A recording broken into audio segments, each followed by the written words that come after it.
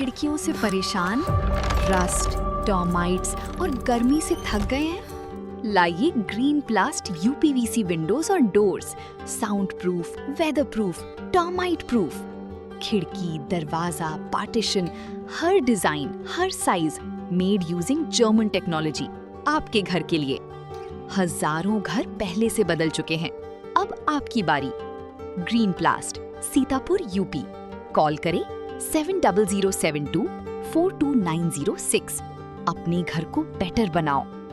क्या इस बार जनगणना से पहले ही मतगणना हो जाएगी? उत्तर प्रदेश समेत 5 राज्यों के विधानसभा चुनाव तय समय से पहले हो सकते हैं। वजह है देश में होने वाली जनगणना, जिसमें इस बार जातीय गणना भी शामिल होगी।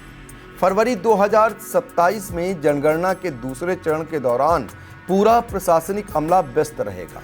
ऐसे में चुनाव आयोग के सामने चुनाव और जनगणना के बीच तालमेल की बड़ी चुनौती खड़ी हो गई है।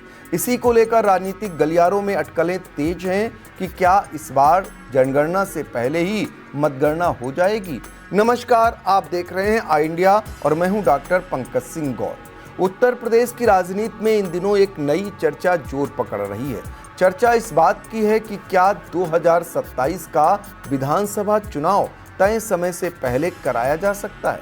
राजनीतिक दलों ने भी अपनी तैयारियां तेज कर दी हैं। बसपा ने मंडल स्तर तक संगठन को सक्रिय कर दिया है, तो भाजपा भी बूथ स्तर की बैठकों में जुट गई है। दरअसल अगले साल उत्तर प्रदेश, पंजाब, उत्तराखंड, गोवा और मणिपुर की विधानसभाओं का कार्यकाल मार्च से मई के बीच समाप्त हो रहा है। पर इस बार एक बड़ा फैक्टर है देशव्यापी जनगणना।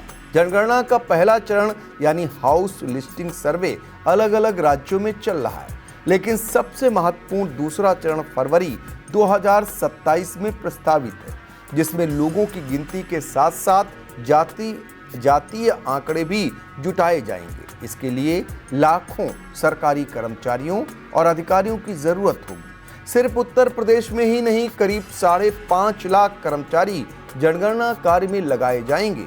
यही कर्मचारी चुनाव कराने की जिम्मेदारी भी निभाते हैं। ऐसे में फरवरी में जनगणना और विधानसभा चुनाव एक साथ कराना बेहद मुश्किल माना जा रहा है। अब आपको बता दें कि मणिपुर विधानसभा का कार्यकाल समाप्त होगा 13 मार्च को, गोवा का कार्यकाल 14 मार्च, पंजाब का कार्यकाल 16 मार्च और उत्तराखंड का कार्यकाल 28 मार्च। वहीं उत्तर प्रदेश का कार्यकाल 22 मई को समाप्त हो रहा है। चुनाव आयोग के सामने अब 2 विकल्प बताए जा रहे हैं। पहला, चुनाव कार्यक्रम को आगे बढ़ाकर नवंबर-दिसंबर 2026 में ही मतदान करा दिया जाए। दूसरा, 4 राज्यों के चुनाव पहले और उत्तर प्रदेश का चुनाव बाद में कराया जाए। हालांकि ऐसा प्रयोग अब तक देखने को नहीं मिला है। दिलचस्प बात यह है कि उत्तर प्रदेश में 1996 के बाद से लगभग सभी विधानसभा चुनाव फरवरी-मार्च के दौरान ही हुए हैं।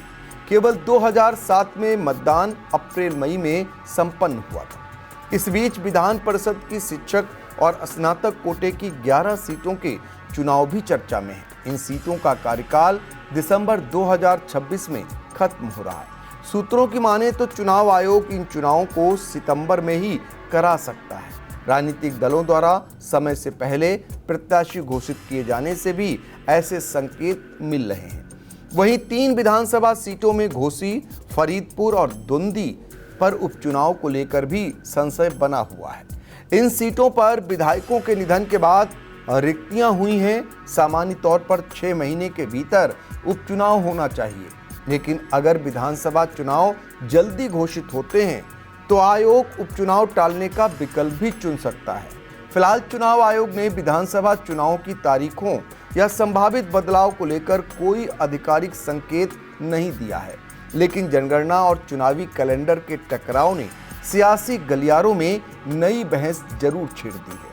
अब सबकी निगाहें इस बात पर टिकी हैं कि आयोग जनगणना को प्राथमिकता देता है या चुनावी कार्यक्रम में बदलाव कर नया इतिहास रचता है। जैसे कि उत्तर प्रदेश में त्रिस्तरीय चुनाव को लेकर एक तो समय पर चुनाव नहीं हुए, दूसरा पहली बार उत्तर प्रदेश में प्रधानों को प्रशासक बनाकर योगी सरकार ने इतिहास रचा है।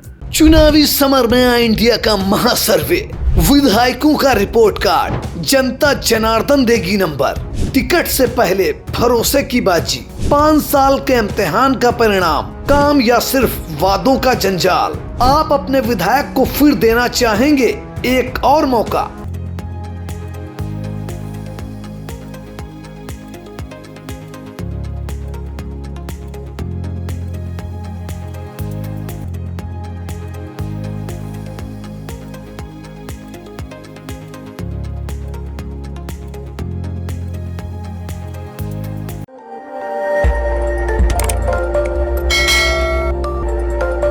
खबर आपकी, नजर हमारी। देखते रहिए आई इंडिया।